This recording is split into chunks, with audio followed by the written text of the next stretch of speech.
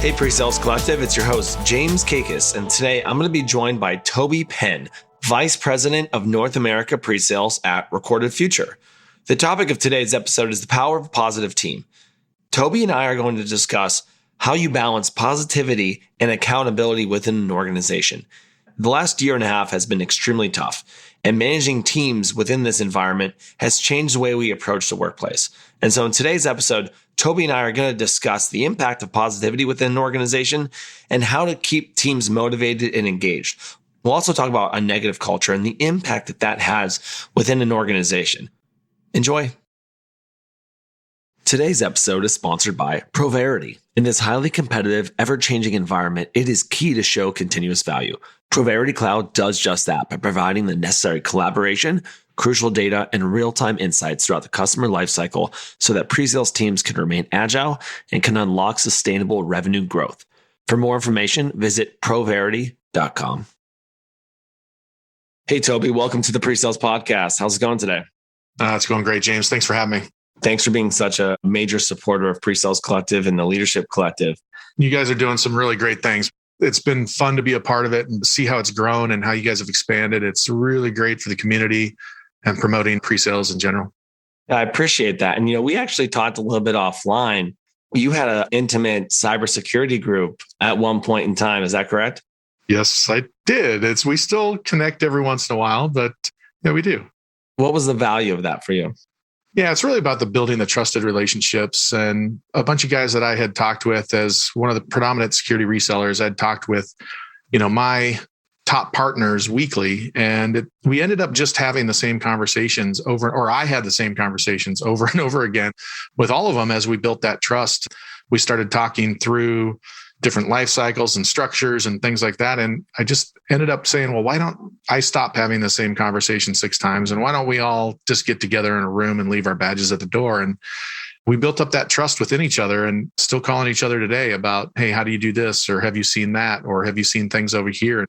We've had a difficult time getting together with just the craziness going on in the world, but we still stay connected and talk. And you've actually had 2 on the cast already too.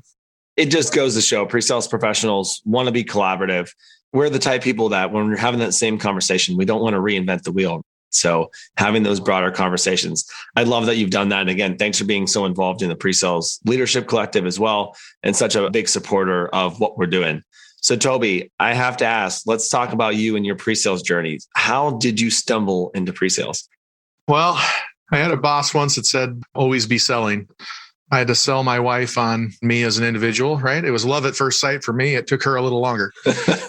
But my career, was over state and local government for a long time and went into the private sector, ultimately ended up here in Cleveland. That's a whole nother origin story. So I ended up in Cleveland and I had a reseller that was working with me. And that's really where I got the introduction, is how they operated with me as a leader at the bank. My team ran all of the network security stuff. And basically, you've got how many vendors are in the cybersecurity matrix these days? 2,700, 3,000, something like that. They're all calling. You're at a big financial. They all have a new widget. They all want to get in, and financials are usually where they start. So my phone would always ring off the hook. And I had this reseller that really ran interference for me.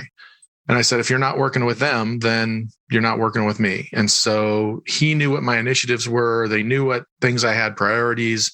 They kind of did the blocking and tackling for me so that I could focus on the business at hand, which was running the security team at the bank. So that was my intro. And ultimately, when I left the bank, I went to work for them. And they were more of that old style, which was pre and post sales in the same, which is a smaller company usually does that, which I would sell myself into gigs, and I sold myself into installations, and the amount of F5 and Blue Coat that I installed around Ohio Valley was pretty crazy. That in turn, I learned from Kyle Kaufman on the approach. He was my sales account manager, and then Jamie Bierke, and then transitioned from that company to another, and had a phenomenal partner on the sales side with Nate Ungerott, who helped me learn the patience of the sales side. And I still don't succeed in that very often, but it's really about bringing your experience to bear and bringing that to other companies. That's kind of how I ended up into it. I had a great partner and I wanted to mimic that and relay my experience from all the other things I'd done in my career to how I would have done it for them. That's awesome, Toby. And so you've been in pre-sales and really network security pre-sales for a long time. Is that correct? Yeah. Over 10 years, 12. I've lost count at this point, James. Maybe 15. I don't know. It's been a crazy journey. I think '08 was when I went to Accuvant, and I was at IST prior to that for 3. So 2005. So 16 years on this side of the fence doing pre-sales leadership. There is definitely nuances and differences in the cybersecurity world. So for those listening, what is maybe one or two major differences of cybersecurity pre-sales that you've experienced in your 16 plus years? Well, cybersecurity isn't just a widget. It's a culmination of a lot of different things that make up good protection. I think that's probably the biggest is I can't just solve a problem. You've got a million problems to look at. And the attack vector of an organization ranges so broadly, and people want to be cloud only. Great. So you're not having to worry about the security of your infrastructure. You're kind of outsourcing that legally, but now your attack surface of your endpoint, which is traditionally not very well protected, is now crazy exposed because there's nothing to protect it during the day. There's just a lot of that where that centralized, decentralized, centralized again, back out at just this vacillation between the two. You constantly have an attack surface that changes. Now that everybody's gone to cloud, okay, well, we're tired of security telling us what to do in our own infrastructure because it slows us down. Everybody moved to cloud. And now you have all these new technologies like Kubernetes and Docker where there's no security. And so you have all of this mad dash to an insecure environment, and it leads to problems. Security literally touches everything from database to mainframe to as basic as passwords, but it's literally everywhere. So it's, again, not just one thing. It touches so many different aspects that, it's its own industry in and of itself that you can specialize in something like data security or privacy or regulations. The list goes on. I appreciate you breaking that down, Toby. All right, let's get into today's topic because this is going to be an interesting one. Today's topic is called The Power of a Positive Team. And Toby, as a pre-sales leader, how you ingrain positivity into your culture is obviously very important, especially over the last year in the way that the workplace has changed. So I want to start with the why. Why should I want to ensure that I have a positive team? I mean, it definitely creates a culture. And I'll show my age a little bit here and talk about Gulliver's Travels, this old cartoon when I was a kid. And there was a character on there. His name was Glum.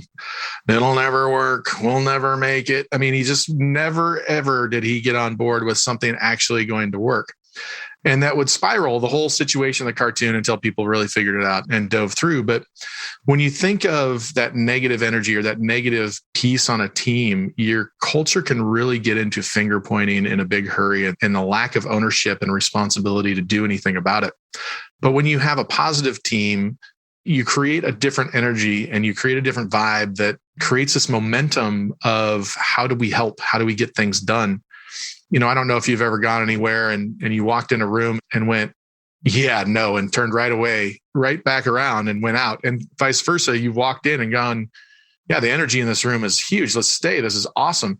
That's kind of what I'm talking about with the positivity on the team. With a positive team, you kind of get that energy, that vibe and that excitement for how to move forward and how to participate in something greater than yourself. It just creates that momentum. Again, going back to the culture piece, it just creates a big momentum in the how I'm a part of this and people that want to be a part of it. And it creates that energy and aspect of things that's just huge. They feel they can make a difference. The lack of ownership and a different type of vibe. I like that you talk about that with the positivity of the team and, how you just close with feeling part of something. Like that's really important. And so let me ask you this in terms of positivity affecting motivation and engagement. What's your perspective there? And maybe a further question is, how has that changed over the past year and a half with the current global pandemic? Yeah. I think about that one a lot, actually. I don't know who to attribute this quote to, but you are that what you think about all day. So if you come to a meeting and you're Mr. Glum, like I talked about earlier, and you don't believe that anything will actually work out, then that's actually what's going to happen. You're not going to participate in a solution. You're not going to be a part of how does a different thought process or injecting a different mindset or motive or outcome. When we think about pre-sales, we are often a large portion of the voice of the customer. We're not the only voice of the customer, but we're a large part of that.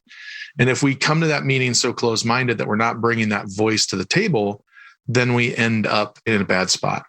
But motivators, how do you get people into that positive mentality? That's really tough. And, we've done a couple things here early on with the pandemic and everybody staying home. We did step challenges and things to keep people engaged and competitive juices flowing and active when everybody was hunkered down and stayed at home. We've done other things. I've got a contest going on right now called Call Your Shot, which is the SEs are calling their number for their region or team or group. And I've done it for the managers as well globally to say, okay, who's going to get the closest to get that ownership of the number type of thing back into the mindset of pre-sales, because we're not just technical sales. We are a broader set of that. So we do lots of things like that. That's small contests, be the first to sell this or first to find this, all those Easter eggs of who's going to write this document and things of that nature. But really promoting that creates that positivity and engagement. So would you say that you've ramped that up during the pandemic, or have some of these programs been things that you've been doing for years? Yeah, I've done a few back and forth, but the last year we've really ramped that up. I mean, there's been more and more appetite for that just because, well, one, expenses are down because nobody's traveling. So we have an opportunity to spend a little on that still doesn't come close to expenses. Some things I've done in the past, though, are challenge coins. So every place I've gone, starting with Optiv through to where I am now at Recorded Future, I've issued a challenge coin at kickoff, and it's unique to the pre-sales team. So not everybody in the organization gets one. It's kind of our identity. It's kind of who we are, how we interoperate. And it's kind of a unique thing for us in the organization to kind of call out our uniqueness. And every year has a theme, and every year we're trying to make it fun. But on one side of it, I had in Latin, together we win. And again, simple statement, but it's a positive statement. And how does that mean? And what does it mean when you say something like that?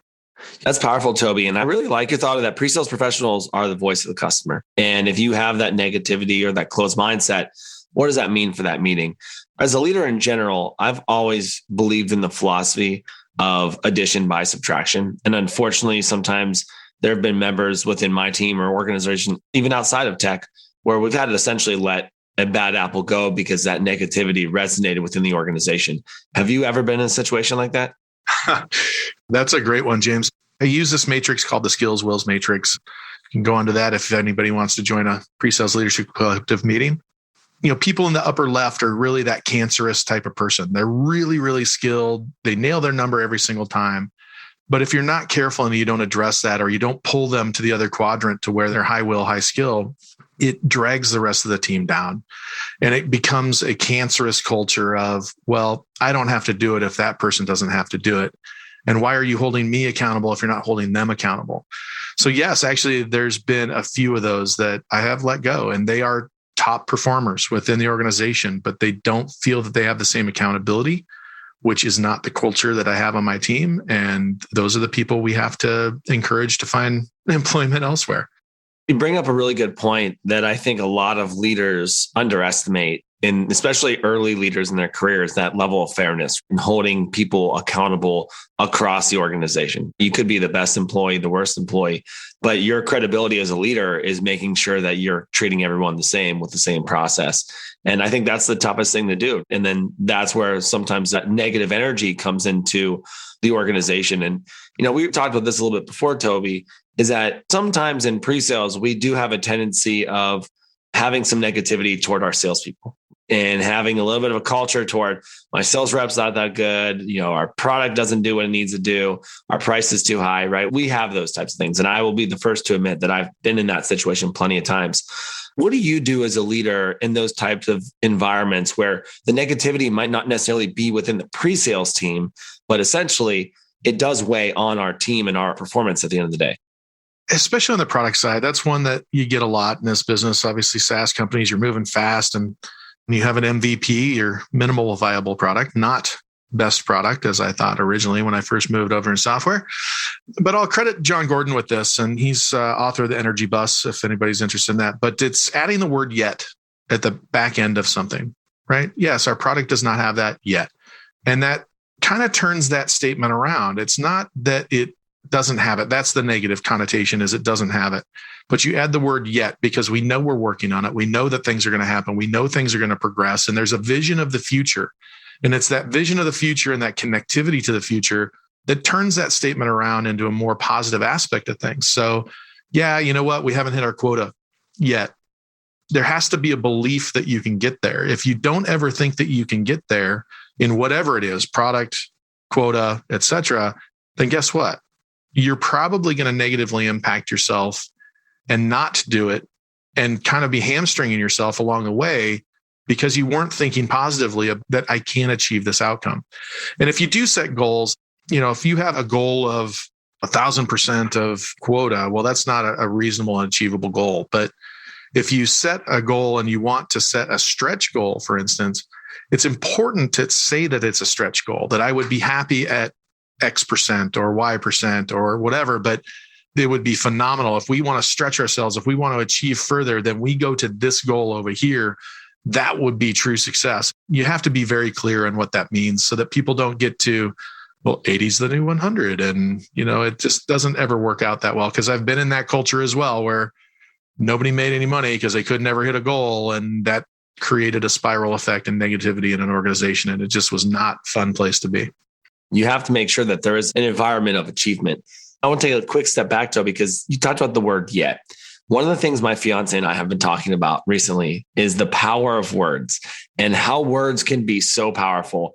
And when you just said that about the word yet, how that changes the meaning of the sentence so much. And as leaders, the power of our words, I think it's more and more important as our influence and power within an organization changes. So if you're responsible for 5 employees versus 50 versus 500 versus 5,000, the power of words is even more impactful as you get up to that broader level of influence within an organization. You talked about things that we can't necessarily control, but what are some things that you can control? What are some things that you do to promote positivity within your organization? Yeah, it's really a mindset, honestly, James. And I was thinking about this one as well. And again, I have to credit John Gordon with this, and I don't remember which book it was in, but if you think about the last time you were stuck in traffic, you have a choice. Some people get on the horn and they're honking, they're pissed off, they're just not happy. And the same traffic the next day, you've got the music up and you're singing a song. Well, what's the difference? The difference is your choice and how you're reacting to the circumstances in front of you. So when you look at the positive aspect of things, it's not walking around like a Cheshire cat with a grin on your face all the time. It's having a choice of that. How do I want to react to this? And how will this impact? And what can I do? And you'll hear a common word in that is I. Taking ownership of things. When people are negative, they always blame others. Oh, they set my quota, or they did this, as you said before, is all of those were things that were lack of ownership. When you own something and you take responsibility for your reaction or how you want to respond to something, that becomes the I. Here's how I'm going to talk to product management about what I see as deficiencies in the product set and where I think we can maybe do something better. Here's how I'm going to provide feedback to my boss on some things I don't necessarily agree with. Or here's how I'm going to do this. That's a positive mentality of how you're going to approach something, as opposed to you're a victim for everything and everything's negative. I love that response. I just put a bunch of stars on it in my notes. It's a choice in how people handle things. You're exactly right. And that is a perfect example. As a leader, I'm sure you've been in situations where you've had some people who are maybe having a bad day, bad week, bad month. How do you build rapport with them to get them to turn around? It might be someone who's typically a positive person, but they have things happening in their life that are affecting their performance and their team performance. So what are ways that you as a leader can build that relationship with them and turn them around to that mindset? That's a tough one. And that does take time. And I'll admit, as I come into new organizations, I have a tough time with that, honestly. I struggle with it, and I've been told I'm very intimidating. And it's because I set tough goals. I'm a hard driver. I communicate where things should be. I have high expectations. But as people get to know me, that typically breaks down. And that's where that trust comes back in. But it's not a natural tendency for me. But getting in with somebody and asking them, hey, what's going on? This isn't normal for you. And it takes time to build that, right? It takes time to build that rapport. But hey, this is out of character for you. What's going on? Is there something else impacting you? Again, everything's a sales campaign, James. Asking those qualifying questions, making sure that they have an opportunity to share and talk and express that stuff. And hey, is there anything I can do to help? Do I need to create something where you can take some time off? I mean, just empathizing along the way of, hey, it's not always rosy. And I don't want to say positivity is you're always doing it 100% of the time. There are going to be bad days and you are not going to like everything around you, but it's how you react and how you choose to react on those things that'll make the difference of whether you spiral or whether you stay on the steady. One of the things that you just mentioned, not everything's going to be rosy all the time. And I think the concept of trust is really important, especially when it comes to your employees. For you, how do you balance positivity and realism? I've heard and encountered situations in my career where there's a lot of positivity within the organization, but we're not really calling a spade, and it actually breaks trust at the end of the day. Then you stop believing in the messaging. So for you, how do you balance that positivity and realism? I mean, it's acknowledging that there's things out there that we need to take care of. It's not ignoring issues. It's addressing them, recognizing and making sure that there's something that we can or can't, in some cases, do to fix it. There's some things we just can't change, but you don't hide that by just going, everything's great. It is, yes, you're right. That is an issue. Well, who do we want to communicate? How are we going to address this? What should we do to relate this back into the organization? And really, again, it's taking ownership of it rather than pushing it off. It's not letting something just wash away or sweep it under the rug. It's acknowledging things. And that acknowledgement alone will create positivity and reinforcement that, okay, I'm not just full of it. And that they do recognize that there is an issue. And it's that acceptance and that trust building, as you said before. So it helps create that momentum of communication.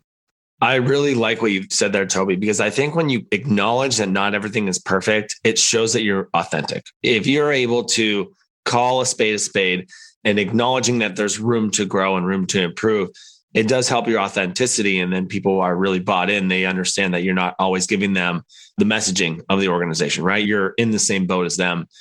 I'm a big fan of culture of feedback, right? I talk a lot about culture of feedback and believing in the concept called healthy friction. So as we talk about positivity and realism, do you have a stance on idea of culture of feedback? Friction is a good thing, James. I mean, honestly, it's the best when it's two positive people, though, that they believe that there's a solution, that they'll have an outcome. And it's not that one person will be right or the other one will be wrong. It's that they believe that there is a solution at stake. When you have a negative person in that same conversation, it'll never work, it'll never make it type of conversation, because they don't agree, because they don't feel that anything will work, because they're focusing on the negatives, they just won't do it. Especially if it's a leader or an individual, they'll just start to spiral down, as we talked about with the high performer with the negative attitude. That's kind of the same thing, which is you want healthy friction, but you want it in that positive manner of we're all working together. I like to say that I'm confident enough to say I'm always going to have an opinion. I'm not dumb enough to think I'm always right. I've always felt that I've had that positivity or that aspect and trust with my leaders or cohorts that I will voice that opinion. But once the decision's made, I'm going with that decision and off we go. It doesn't have that negative connotation. We just move back. That's really well said, Toby. Actually, some advice I received early in my career that really resonated with me was what made a culture in high growth and performance work. And it was the idea and the concept that everyone could walk into a room and lay their ideas out on the table. And when the group comes to an agreement, that everyone executes on that agreed outcome. It is not taking the stance of, well, I'm going to prove that my outcome was right. A lot of us as leaders sometimes struggle in these types of environments of creating cultures of feedback or creating a level of accountability while maintaining that positivity. How do you balance the idea of positivity and constructive feedback while also maintaining a level of accountability, which you've mentioned a couple of times within an organization? Because I believe that is a really tough thing to do. Absolutely, James. And first, I'm not a big fan of the compliment sandwich, right? It's because you're just smashing the thing in the middle and you're covering up, which I said don't do, right? You don't want to sweep it under the rug. But it's also important not to focus solely on the negatives, right? It's important to add that empathy point in the middle And, I've had an instructor lately that has helped me with that because I'm not always keen on it, which is, like I said, the constant struggle for me in the leadership role. And, there's things that everybody has to work on. But, taking an approach like, hey, team, you're doing a great job. I know this transition's been difficult, a steep learning curve, AKA that's the empathy, right? I know it's been tough for you, but, we've made it through this big piece. And here's how we can incrementally improve by this next step. So I didn't focus necessarily on the negative aspect of it of, hey, you're not doing something. Hey, I know it's been a tough transition, but here's what we need to do and here's why. All of those things and how you approach it.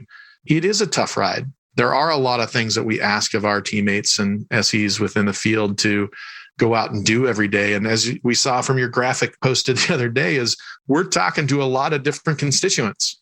We have to put on a lot of different hats.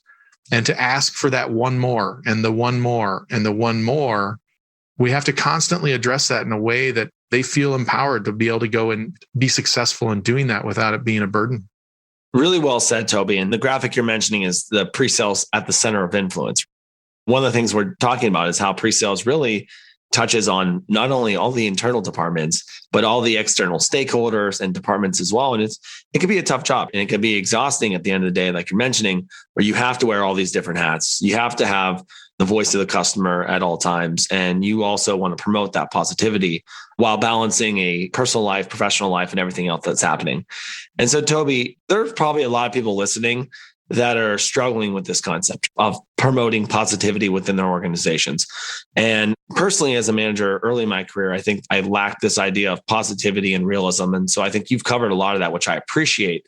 But what advice do you have for people who are continuing to struggle to keep their teams positive and engaged and motivated? And as the workplace continues to change and we go into our new normal or whatever you want to call it, this is a critical component of it. So what advice do you have for those individuals? That's a great question, James. That's actually a difficult one to answer because it changes so much between different groups and teams. You really have to figure out what's motivating people and how do you key on their motivations to make those successes. And they don't have to be big. Little steps, little successes, little chunks all go a long way. A $5 Starbucks gift card could be the best thing at the right moment for somebody in an organization. Making sure that, again, goals are achievable and setting goals, even if they're outside the organizational goals for the team, for the individual, that are achievable, whether they're personal or others. I'm going to steal one from Nikki Benavides. She's one of the managers that works for me. And she has goals that she sets with her team that are corporate goal and individual goal.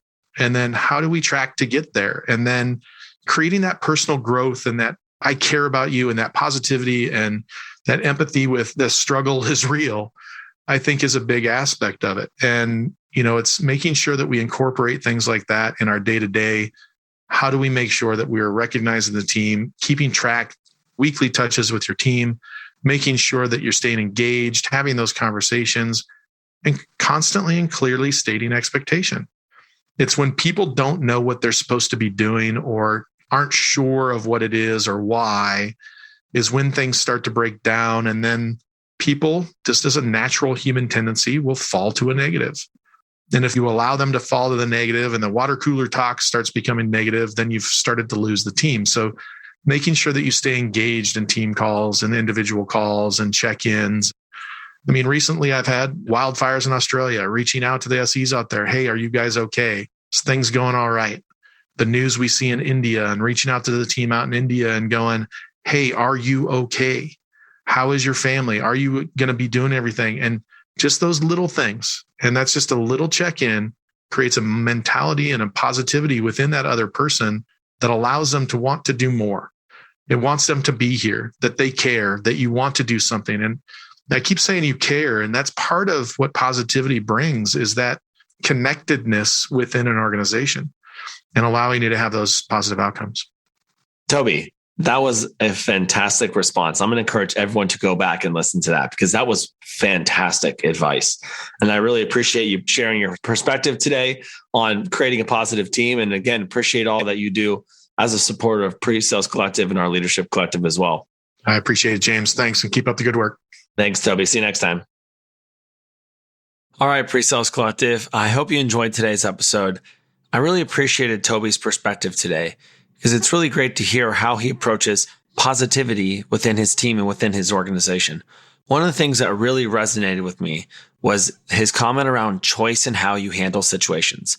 The question of, how do I want to react to this? His example was driving the car in traffic. One day you might be yelling and honking the horn, and the very next day you might be relaxed listening to music. It is really on us to determine how we want to react to those situations. And as people leaders, it's very important for us to understand what makes sense with our teams, what motivates those individuals, and how the small things can go a really long way. Toby gave very clear examples of showing ways that he cares, especially given the global pandemic and the impact on situations that are happening around the world. One of the things that we talked about was healthy friction and how feedback is important. And as leaders, we need to continue to set expectations and have clear levels of ownership to promote that positivity so that people know what they should be held accountable for. And the power of words. Toby talked about utilizing the word yet to a sentence and how big of an impact that actually has. And as leaders, we need to make sure that we're promoting a healthy culture of feedback by instilling positivity, realism, and a culture of feedback at the same time. All right, PreSales Collective, I hope you enjoyed today's episode. As always, I will see you next week.